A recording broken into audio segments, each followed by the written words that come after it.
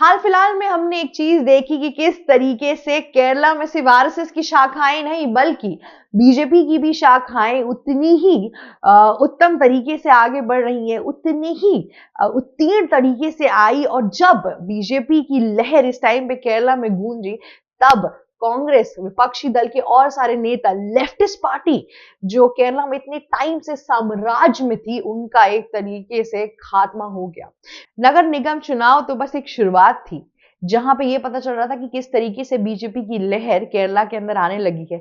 इतने सालों की मेहनत के बाद से अब जाके बीजेपी को एक गेटवे मिला कि अब वो केरला के अंदर आ सकते हैं। केरला के लोगों को विकसित केरला का जो पूरा कॉन्सेप्ट था बीजेपी का, वो नायाब लगा, नए तरीके से आता हुआ दिखा और अच्छा भी लगा। आज तक केरला वालों के दिमाग में विजयन पिनरई की जो पूरी सरकार है, उन्होंने बस एक चीज डाली कि कैसे बीजेपी हिंदुत्व हिंदुत्व करती है, पर बीजेपी ने उन सारी चीजों को ट्विस्ट कर दिया। बीजेपी ने इस बार अपनी कैंडिडेसी के हिसाब से सिर्फ हिंदुओं को नहीं रखा, क्रिश्चियंस को रखा, मुस्लिम्स को रखा, काफी पूरी की पूरी जो एथनिसिटी है उस जगह की, उन सब लोगों के एक एक इंसान को रिप्रेजेंट करवाया। और आप मानेंगे नहीं कि मुमताज नामक एक लड़की जो कि त्रिशूर के से इलेक्शन लड़ रही थी, वो एक हिंदू मेजॉरिटी एरिया में जीत कर आती है। तो इस बार जो भेदभाव और जो दिमाग में चीजें केरला वालों के भरी गई थी, उसको बीजेपी ने तोड़ा। और इस इलेक्शन के थ्रू लोगों को ये समझ में आ गया, स्पेसिफिकली विपक्षी दल को ये समझ में आ गया कि बीजेपी ये जो हिंदू मुस्लिम वाली पॉलिटिक्स, इसमें इतना बिलीव भी नहीं करती है जितना आप इन्हें टीवी, अखबारों और अपनी बाइट्स के थ्रू सामने लेकर आते हैं। इनका जो ये पूरा बैड पीआर गेम था बीजेपी के लिए, वो सब तो खत्म होते हुए दिखा। पर इन सबसे महत्वपूर्ण ये चीज थी कि कैसे इस एक जगह पे बीजेपी जीत गई, जबकि इनके ओपोनेंट में काफी बड़े खिलाड़ी बैठे हुए थे कांग्रेस के, जिनको हराना कहते हैं इतने 45 इयर्स में बहुत मुश्किल था। 45 इयर्स बाद ये जो व्यक्ति हारे हैं, इनके हार के बाद से ऐसा लगा कि अरे, केरला की तो लेफ्टिस्ट पार्टी का पूरा साम्राज्य खत्म होता हुआ दिख रहा है। पार्टी के डिस्प्यूट सामने आ गए हैं, पार्टी के जो इश्यूज है वो दिख रहे हैं, और बीजेपी ने इस पूरे मौके का फायदा उठाया और जल्द से जल्द अपना परचम लहरा दिया। अब हुआ क्या, ये बताती हूँ। एक्चुअल में हुआ क्या कि बीजेपी ने तिरुवनंतपुरम में 100 सीट में से 50 सीटों पर जीत हासिल की। अब तिरुवनंतपुरम कोई ऐसा वैसा जगह नहीं है। सबसे पहली चीज, ये कि कहते हैं आपके केरला का कैपिटल है। दूसरी जगह शशि थरूर यहाँ से यहाँ के कैंडिडेट है और यहाँ के लीडर है। उस हिसाब से अगर आप देख रहे हैं कि मतलब शशि थरूर को हराना, कांग्रेस के इतने बड़े एमपी को हराना, उनकी ही जगह के अंदर बहुत मुश्किल काम था। इतना ही नहीं, जब ये जीत हासिल की बीजेपी ने, तो शशि थरूर ने खुद बोला कि क्या बात है, बहुत ही नोटेबल शिफ्ट हुआ है, मतलब काबिलियत तारीफ परफॉर्मेंस की है बीजेपी ने केरला के अंदर। अब आपको ये बात बताती हूँ कि इतने सालों से जब शशि थरूर का साम्राज्य था, कांग्रेस और एलडीएफ की सरकार इतने टाइम से चल रही थी, तो एकाएक ऐसा क्या हो गया कि लोगों ने इतने जल्दी अपना सत्ता पलट करवा दी गई। तो ये बात करते हैं कि क्या क्या कमियां रह गई। सबसे पहली चीज कि बीजेपी ने रोड्स पे बात की, फ्लड वाले एरियाज पे बात की, इलेक्ट्रिसिटी पे बात की, साथ ही साथ इंडस्ट्रियलाइजेशन पे बात की। केरला के अंदर, जैसे मैंने आपको पहले भी बताया, कि इंडस्ट्रियलाइजेशन का बहुत ज्यादा इशू है। केरला में अगर आप देखेंगे तो वहां पे यूथ पॉपुलेशन बहुत कम है। मैक्सिमम लोग केरला छोड़ के बाहर बहुत से देशों के अंदर जाते हैं। वहां पे यूथ बहुत कम रुकता है, और अगर यूथ रुकेगा भी तो आईटी सेक्टर्स वगैरह कुछ नहीं है। जैसे बैंगलोर में है, आपके कर्नाटका के बैंगलोर में, चेन्नई है जो तमिलनाडु में, तो ऐसे बहुत सी जगहों पे है। पर केरला के अंदर उस हिसाब से विकास नहीं हुआ है। हमेशा से जो एलडीएफ की सरकार है, उन्होंने माइनॉरिटी को बहुत फैसिलिटेट किया है। उनकी पूरी पॉलिसी अगर आप देखेंगे, माइनॉरिटी को कैसे ऊपर बढ़ाया जाए, और ये जिन्होंने लोगों के दिमाग के अंदर डाला है कि पूरे देश के अंदर हिंदुओं की हित की बात हो रही है। पर केरला एक ऐसा स्टेट है जहां पे हम मुस्लिम के हित की बात करेंगे, मुस्लिमों का संरक्षण करेंगे, क्योंकि वो भी हमारे भाई भाई हैं। और इस चक्कर में इन्होंने इतना बेवकूफ बनाया है। और इस बार 2025 में केरला की पूरी जनता ने डिसाइड कर लिया था कि बस पिनराई जी, बस इससे आगे आप हमें बेवकूफ नहीं बना पाएंगे।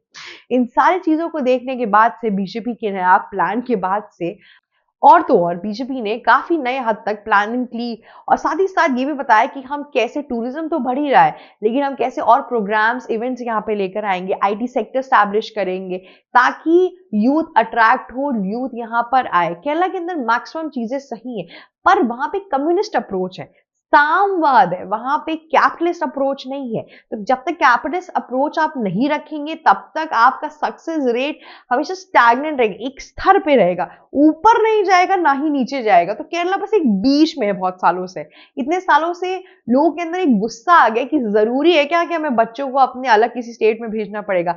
मेरे ही स्टेट के अंदर ऐसी क्या कमियां हैं जो वहां पे लोग नहीं रह रहे हैं। तो इन सब चीजों को मद्देनजर रखते हुए इस बार के कहते चंद्रशेखर ने जीत हासिल की, जो कि बीजेपी की तरफ से लड़ रहे थे त्रिवंतपुरम में।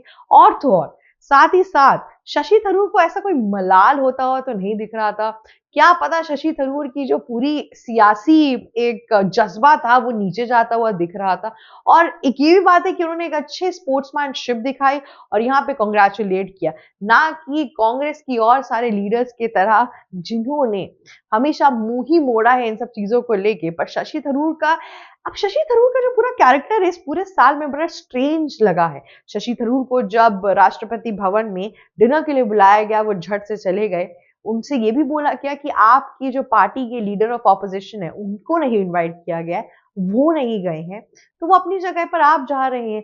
हालांकि शशि थरूर की जो पोजीशन थी वहां पे, जो चेयरमैन है वो कहते फॉरेन पॉलिसीज के, तो उनका जाना बनता था। पर शशि थरूर काफी नॉन अपोलोजेटिक दिखे, उनको कोई अलग से गिल्ट या रिग्रेट नहीं था कि वो क्यों गए एंड एवरीथिंग, वो आराम से गए, ठीक है। और सिमिलर चीज हमने यहाँ पर भी देखी कि कैसे बीजेपी की जीत पर और अपने इतने ऐतिहासिक सीट को छोड़ते हुए इतना बुरा लगता हुआ नहीं दिखा शशि थरूर के इंटायरली चीजों के अंदर।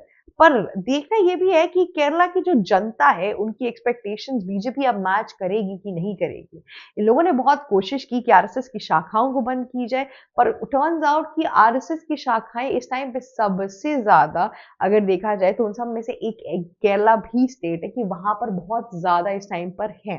साथ ही साथ लोगों के अंदर ये भी था कि कैसे लेफ्टिस्ट जो गवर्नमेंट थी वो हमेशा ही माइनॉरिटी इश्यूज पे काफी इंटरेस्ट लेती थी। जैसे कि मैंने आपको बताया था कि एक लड़की थी, वो स्कूल जाती थी और वो हिजाब पहन के जाती थी। उसको टीचर ने बोला कि आप हिजाब पहन के क्यों जा रही हैं, आप क्यों आ रही हैं, ये अलाउड नहीं है हमारे स्कूल में। दंगा इतना बढ़ गया, प्रिंसिपल के पास गया सब कुछ हुआ कि बात कोर्ट तक पहुंच गई। स्कूल ने बोला कि हमें स्टेट कोर्ट ने बोला है कि कहते हैं वहां पे कि आपको यूनिफॉर्म जैसा भी रखना है वो आपकी पर्सनल चॉइस है, तो अब यहाँ पे क्यों बोला जा रहा है। तो ऐसी इनजस्टिसेस में लोगों ने नोटिस किया कि कैसे जब माइनॉरिटी की बात आती है, माइनॉरिटी इश्यूज की बात आती है, तब पिनरई की जो पूरी सरकार है वो कोर्ट तक एक छोटी सी बच्ची के लिए लड़ने चली गई कि उसको अपना रिलीजन फॉलो करने दिया जाए। जबकि स्कूल्स के हिसाब से अगर एज सच ये भी तो अलाउड नहीं, अगर आप हिंदू हो तो टीका लगा के चले जाएंगे, हाथ में कहते हैं गले में माला ले लेंगे और ये सब भी नहीं अलाउड है ना। स्कूल एक जगह है जहाँ पे शिक्षा प्राप्त करने जाते हैं।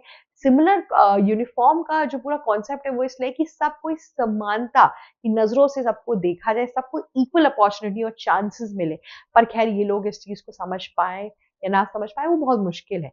तो ये जो पूरा टर्नओवर हुआ है ये बहुत खतरनाक है। हमेशा से कांग्रेस जीतती आ रही थी पर इस बार कांग्रेस जीत नहीं पाई। बात ये हुई कि पिछली बार जब 2020 का इलेक्शन हुआ था म्यूनिसिपैलिटी वाला, तब कांग्रेस की जो यूडीएफ थी उन्होंने कांग्रेस को ना वोट करने के बजाय एलडीएफ को किया ताकि एलडीएफ की सरकार रहे और बीजेपी का वोट और कटता जाए। अब अगर यूडीएफ खुद अपने पावरफुल टर्म्स में आती तो वोट उधर आता। तो इन लोगों ने एक अनसेड अलायंस क्रिएट की। लेकिन इस बार जब पार्टी लीडर्स को ऐसा होगा कि यूडीएफ पीछे रह ये एलडीएफ पीछे रह जाएगी, चीजें हो गई, तो इन लोगों के बीच में मतभेद हो गया। उस मतभेद के वजह से इस बार कांग्रेस पार्टी तो जीती नहीं, साथ में एलडीएफ का भी पत्ता कट गया। 2020 के इलेक्शन में करीबन 30 के आसपास कुछ सीट पाई थी आपकी बीजेपी ने। इस बार 50 सीटों पे राज करके चली गई बीजेपी। साथ ही साथ अब देखना ये होगा कि इस नई शुरुआत में केरला के लोग क्या क्या रंग दिखाते हैं और बीजेपी किस तरीके से केरला के अंदर डेवलपमेंट लेकर आती है। नए नए पोर्ट्स बनते हैं, नई चीजें होती हैं, नई प्रावधान आती हैं, नए नेवी ऑफिसर्स वहां पे जाते हैं, क्या क्या होती है, फैक्ट्रीज बनती है, इंडस्ट्रियलाइजेशन और प्राइवेटाइजेशन का समय और दौर आता है। क्या ये बीजेपी का जो पूरा टाइम है ये क्या ये केरला के लिए फ्रूटफुल साबित होगा कि नहीं, ये तो वक्त ही बताएगा। पर केरला ने अभी अपनी चॉइस कर ली है। अब आगे देखते हैं कि सिलेक्शन के बाद क्या क्या चीजें होती हैं, वो देखना बहुत ज्यादा इंपॉर्टेंट है एक्चुअली में। अगर आपको ये वीडियो अच्छी लगी तो हमें प्लीज लाइक, शेयर, सब्सक्राइब और कमेंट करना मत भूलिएगा। नमस्कार दोस्तों, मेरा नाम शिवी चित्रांशी है और आप देख रहे हैं ABC Hindi. Thank you for watching us. Also जाते जाते प्लीज बेल आइकन जरूर हिट कर दीजिएगा ताकि कोई भी लेटेस्ट अपडेट हो तो हम आपको वो देते जाए और आपके पास से कोई भी खबर ना छूटे। एबीसी हिंदी न्यूज, आज ही जुड़िए हर खबर के साथ।